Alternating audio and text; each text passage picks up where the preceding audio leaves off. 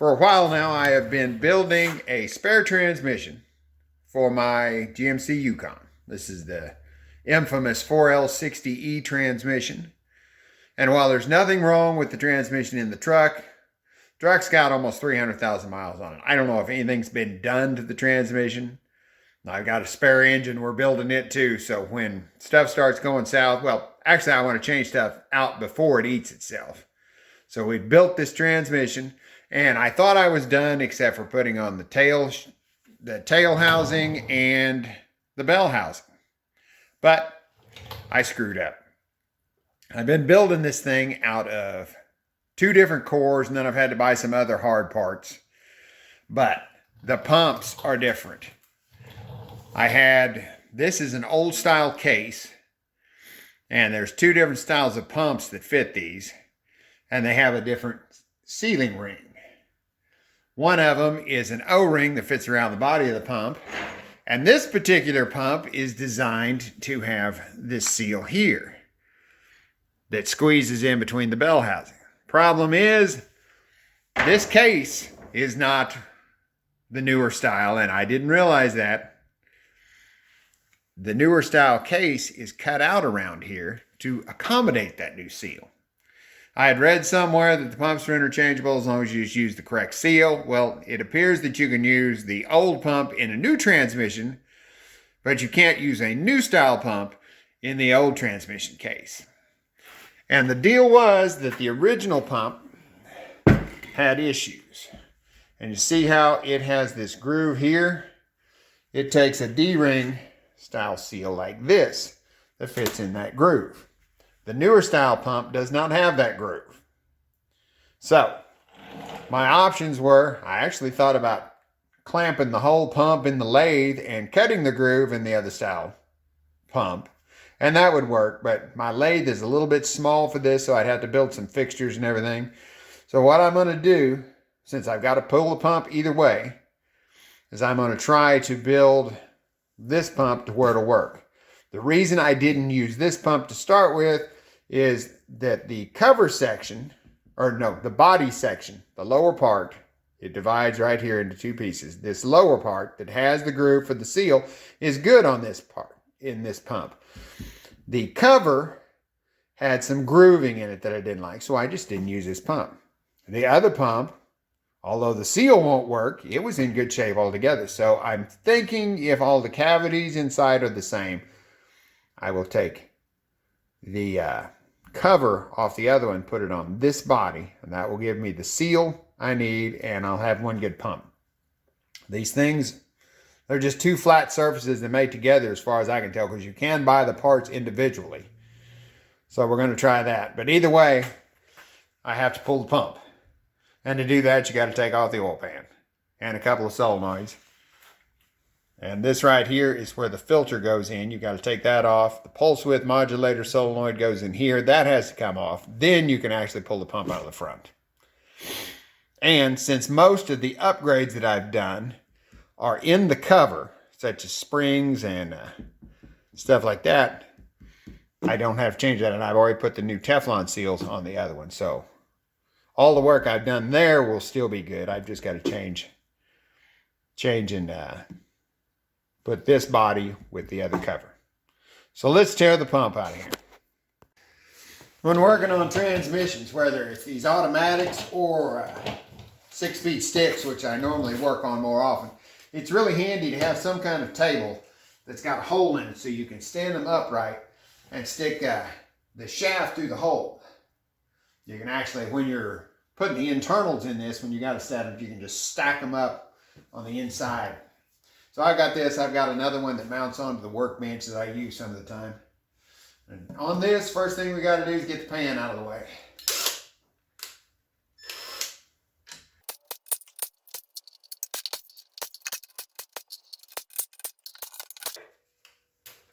Now, since I just rebuilt this, there is no fluid in it to worry about. Just pop it off. Next is we've got to take off the filter. like I showed, it pokes down into the pump. So, twist and pull till it slides out. Now, it's your pulse width modulator solenoid here. You don't have to take it out to interfere with the pump, but you do have to take it out to get the bolts out for this solenoid, which is your torque converter solenoid. And it sticks into the pump. So, I'm going to get a screwdriver, there's a clip there.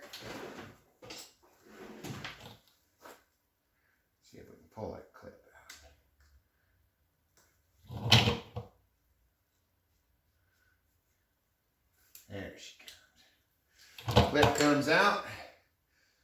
Take the wire off. Work it out. Put the clip back on it so I don't lose it. Set it out of the way. Then you've got two 10mm bolts to take out.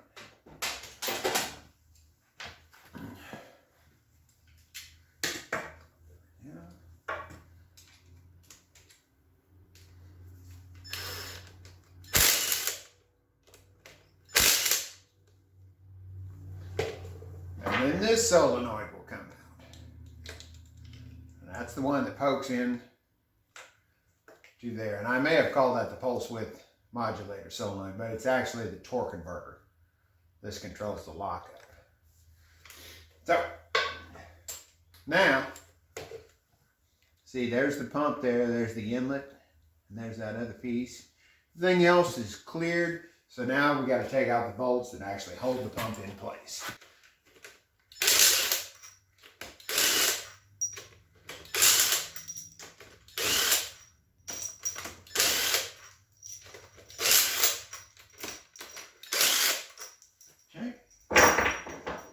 Normally the pump is kind of hard to get out because there's normally an O-ring that's wedged in between it and the case. There we go, just had to pull hard. Now you can definitely see. Has groove, has no groove. So, flip them over, take them apart, see what we can salvage between the two. Alright, to take these pumps apart, you've got a ring of bolts, and take those out, that'll split the case into the two pieces. I've already broke these free, and you want to hold on to it because when you take the bolts out, the body will drop down. So,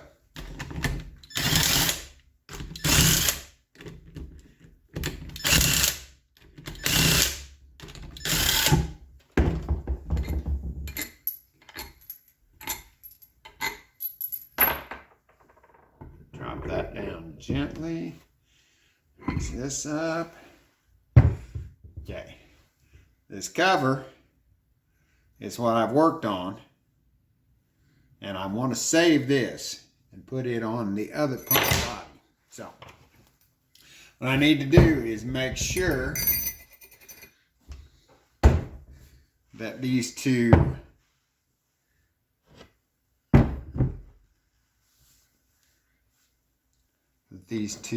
bodies are the same.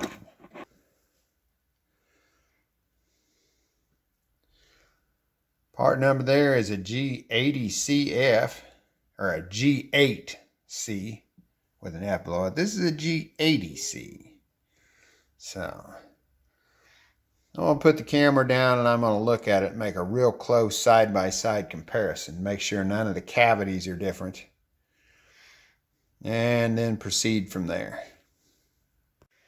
Okay, I don't see any differences at all. And I found a part number that looks like a GM part number on the opposite side. And they are the same part number. So, what we're going to do is just disassemble this one and clean it and reassemble it. I've got to put the spring back in here for the ring. Check everything out on it. Make sure it's as good as this one. And then I should be able to bolt it right back up to my other pump cover and then put it back in the machine. Okay, I cleaned this pump body up. Looks really good. No grooving down here. Everything matched up. I did put a new bushing in here. Just knocked the old one out, drove it in, and I'll put a new seal in here because I had all that stuff put in the other cover, so I had to buy some extras to go in here. So, now to reassemble this, you have your sliding ring, and this has already had new parts in it. There's an O-ring down in this groove, the bottom here. This ring goes here. It sets down in like so. There is a spring that goes down in this hole, and then your sliding pin goes in. First, we'll put this seal and this rubber spacer into this slot. They slide in like so. Then you can put the pin in, just kind of pull it toward those seals, and the pin will drop down in the hole. And that lets it slide back and forth under that spring pressure, but the area here is sealed. So, on your pump ring, you have a plastic spacer. The piece that sticks down goes down to fit into this groove on the pump. You have a ring to line up the vanes, and I put some oil in there, keep everything lubed up. Set that in to where that plastic piece is down in there. Then you can start putting your vanes in. And since I am reusing these vanes, I look for the two little wear marks on the back where it hits those rings. I put those toward the inside. That way it's the same way it came apart. And just start working till you got all 13 vanes in.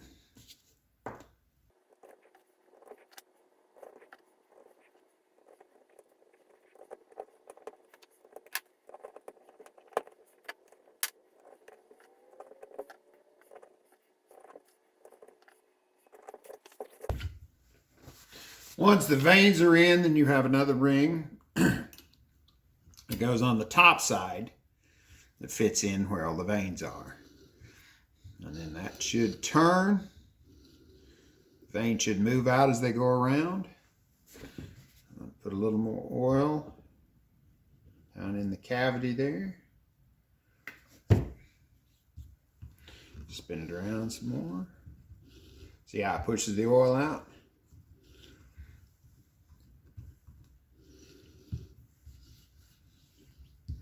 Okay, now you've got to have the spring installed on this sliding ring. Generally take your thickest feeler gauge you've got, put it in on the pump side, and use it as a lever. Just slide this little spring back in there. It's a tight fit, so.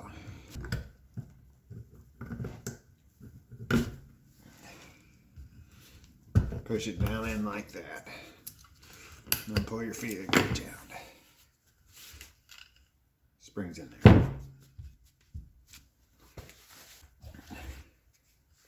All right. Wipe all this off. Make sure there's nothing in there. Make sure that pin is all the way down. The seal is down. Spring's down. You need to take your cover. You want to set it. I usually line up this square hole with the square hole here. Set that down through there. Eyeball it. Make sure the bolts look like they're lining up. Then raise this piece up. And you can start putting your bolts back. Just put them in finger tight. Because the two halves have to be aligned before you tighten them down.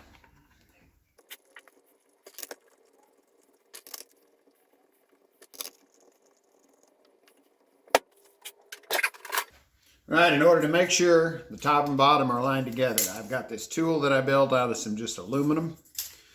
I've seen a guy build one of these out of a part of a plastic bucket, so. Or you can buy a tool. But you gotta slide it around, cover the section where the two pieces go together. Then I just tighten this up, and that should align the top and the bottom halves while you tighten it up.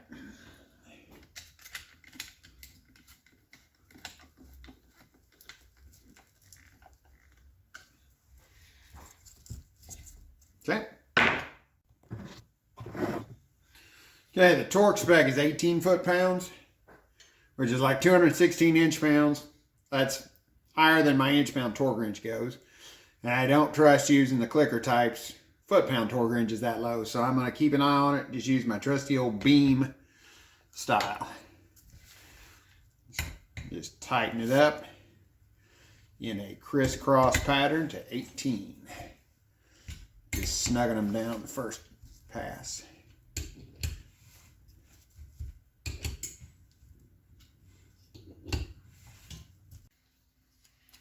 Since that was being a pain trying to torque these down, I went ahead and took it over next door, put it in the bench vise, and torqued these all down to 18. This crisscross pattern, like I was saying. I put the new front pump seal in, so it's good. So basically, we're ready to put the D-ring seal in through the groove, and then we can put the pump back in the transmission. So I'm going to oil up the seal a little bit.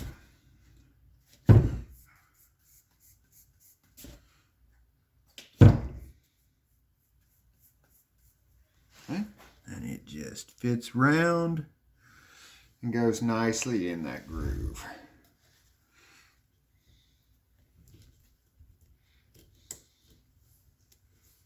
And there we are. All right. Turn around and get ready to set this back in. Just like this. That has to be lined up there. You can see the bolt hole through there. Gently slide it down to the bevel. Make sure that we are perfectly lined up.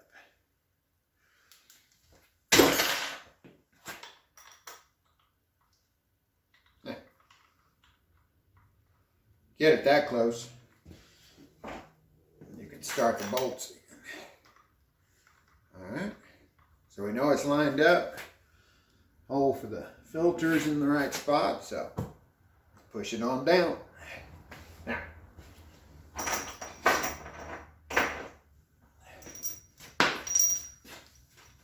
it's a matter of putting these bolts in and torquing them down. Same as on the pump body, you want a crisscross pattern. And these bolts have an O-ring on the bottom, so if you're changing them out, make sure to put O-rings on there, because that seals it. Like the pump body bolts, the torque spec is 18 foot-pounds. We'll snug them a little bit, and then do a final tightening.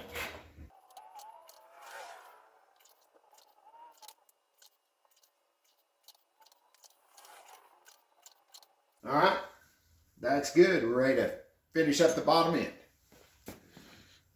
All right, first up is your torque converter solenoid. It pivots up and goes right in this hole here.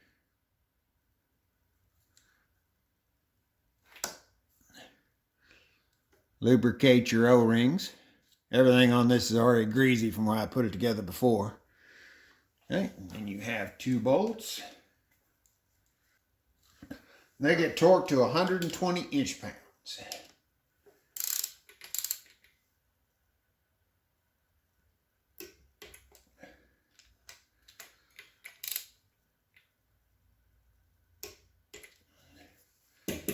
Next up, pulse width modulator. It slides in like this, then gets clipped into place. And don't forget to hook up its wire. So just put that down the hole, twist and shove. We'll set down there like that.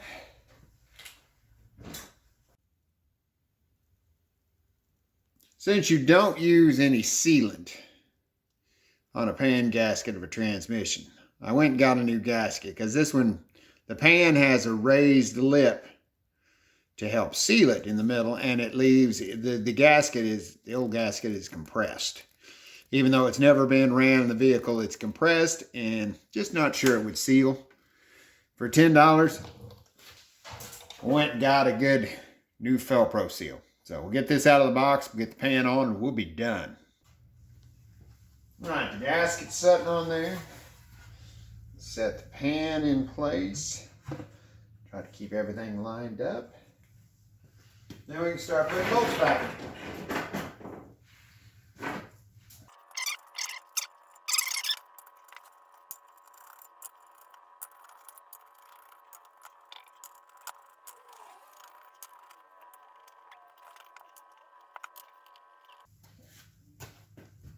Okay, we'll buzz them down very lightly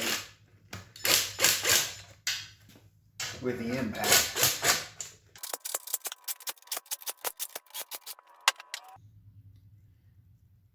Okay, just like the solenoids, these go to 120 inch-pounds.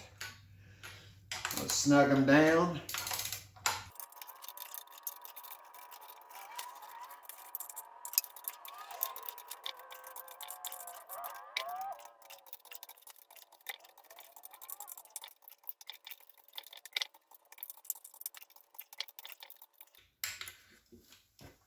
I usually go around that a couple of times until you're hitting 120 inch-pounds without the bolts turning anymore. Because as you do that, the gasket is compressing. So you want to make sure you're at a full 120 inch-pounds with the gasket compressed. So basically, we're done. We're back to where I was before. Ready to put on the tail housing and the bell housing. Go ahead and set this baby back on its top. Or back on its, not on its top. We'll go ahead and flip it back over. How's that? Now I'm sure you can tell that this wasn't a strict how-to. This was just fixing my screw up.